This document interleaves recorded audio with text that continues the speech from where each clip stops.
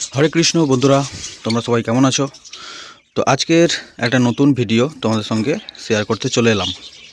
আজকের তোমাদেরকে আমি দেখাবো আমার যে একজোড়া জাপা পাখি আছে। তো সেই জাপা পাখির ব্রিডিং প্রোগ্রেস। এর আগে 3টে বাচ্চা হয়েছিল, তোমরা সবাই দেখেছো। তো তারপরে আবার কিন্তু ডিম পেড়েছিল। তো সেই ডিমে কটা বাচ্চা হয়েছে আমার কিন্তু এখনও দেখা হয়নি। তো আজকের আমি দেখব এবং তোমাদেরকে সবাইকে কিন্তু সেটা শেয়ার করব। তো প্রথমে বলি, জাবা পাখি কিন্তু হচ্ছে কি খুবই ভালো পাখি, কারণ এরা হচ্ছে কি কন্টিনিউয়াসলি ব্রিড করে ফিঞ্চের মতো। তো যাই হোক, এখন যেহেতু শীতের সময়, এই শীতের সময় কিন্তু এই জাবা পাখিগুলোর হচ্ছে কি ব্রিড করার খুব আদর্শ সময়।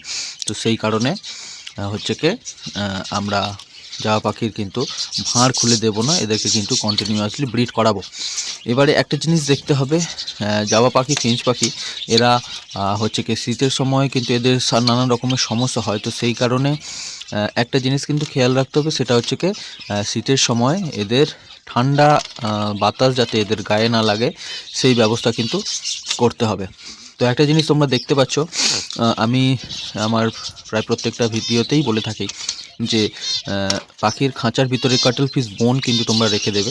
তো এখানে দেখো, এরা দুজনেই খুব সুন্দরভাবে কিন্তু এই কাটল ফিশ বোন, বা আমরা যেটাকে অনেকে সমুদ্রে ফেনা বলে জানি, সেটাকে কিন্তু খুব সুন্দরভাবে খাচ্ছে।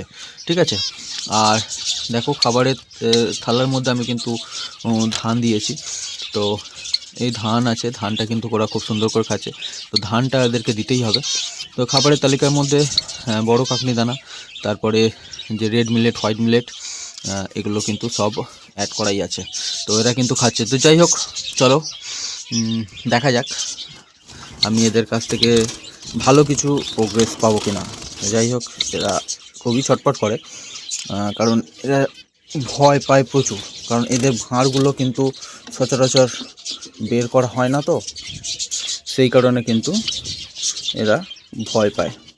তো যাই হোক, দেখো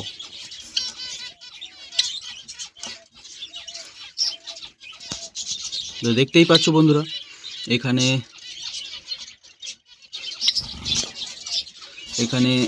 একটা, দুটো, তিনটে, চারটে বাচ্চা আছে, এবং চারটে বাচ্চাই কিন্তু খুবই হেলদি বাচ্চা, খুব সুন্দর লাগছে। ঠিক আছে, তো এদের মধ্যে কিন্তু কোনো সমস্যা নেই। তো এইরকমভাবে দেখলে কিন্তু সবার ভালো লাগে। তো যাই হোক, এটাও কিন্তু খুবই একটা ভালো। তো এরকমভাবে জাবা পাখি কিন্তু তোমরা অনেকেই কিন্তু করতে পারো।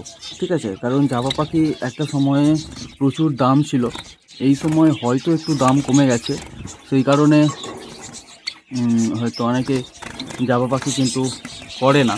কিন্তু একটা কথা বলি, জাবা পাখির কিন্তু প্রচুর বাচ্চা হয়।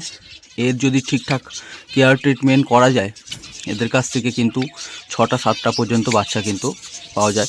একটা সময় আমার কাছে জাবা পাখি অনেক ছিল, তো সেই জাবা পাখি থেকে আমি অনেক বাচ্চা পেতাম। তো সেই জন্যই আমি বলছি বন্ধুরা, এখন মার্কেটে কিন্তু জাবা পাখি একদম নেই বললে চলে। তো সেই কারণে তোমরা যদি জাবা পাখি এই সময় করতে পারো, কিন্তু ভালো কিন্তু প্রফিট তোমরা তুলতে পারবে। তো জাবা পাখির একটাই সমস্যা, কারণ আমি আমার প্রত্যেকটাতে ভিডিওতে বলি যে সমস্যাগুলো আগে জানতে হবে। আমি পাখি বিক্রি করতে পারবো কিনা সেইটা আগে জানতে হবে, বা পাখি বিক্রির সময় কোনো সমস্যা হবে কিনা সেটা জানতে হবে, না হলে কিন্তু পাখি করে কোনো লাভ নেই। আমি অন্যান্য যারা ভিডিও বানায় তাদের মতো নয় যে এত লাভ, অত লাভ, তত লাভ, সেরকম ব্যাপারটা নয়।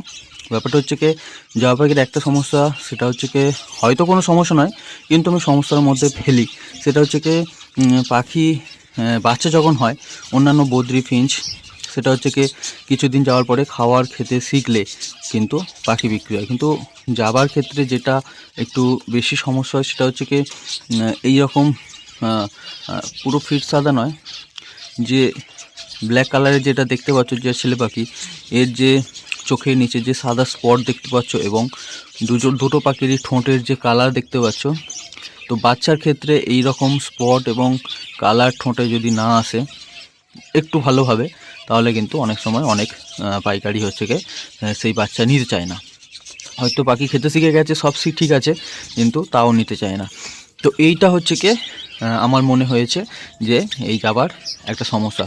তো সেক্ষেত্রে দেখা যায় যে জাবা পাখিকে একটু বেশি সময় ধরে তাদেরকে রাখতে হয়, পালতে হয়। এইটা হয়তো অনেকের মনে হতে পারে যে জাবাটা একটু সমস্যার, কারণ অনেকটা টাইম কিন্তু তাদেরকে দিতে হয়। হয়তো দেখা যাচ্ছে যে সেই তুলনায় বদ্রি পাখি, ফিঞ্চ পাখি কিন্তু খুব তাড়াতাড়ি বাচ্চা বিক্রি হয়ে যায়। তো যাই হোক, সেটা তাদের ব্যক্তিগত মতামত, আমারও একটা ব্যক্তিগত মতামত আমি তোমাদেরকে দিলাম।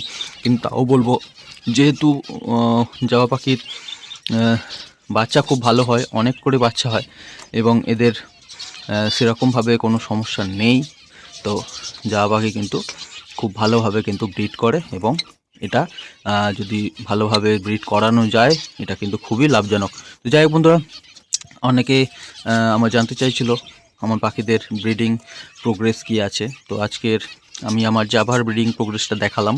তো এরপরে অন্যান্য পাখিগুলোরও আস্তে আস্তে তোমাদেরকে দেখাবো।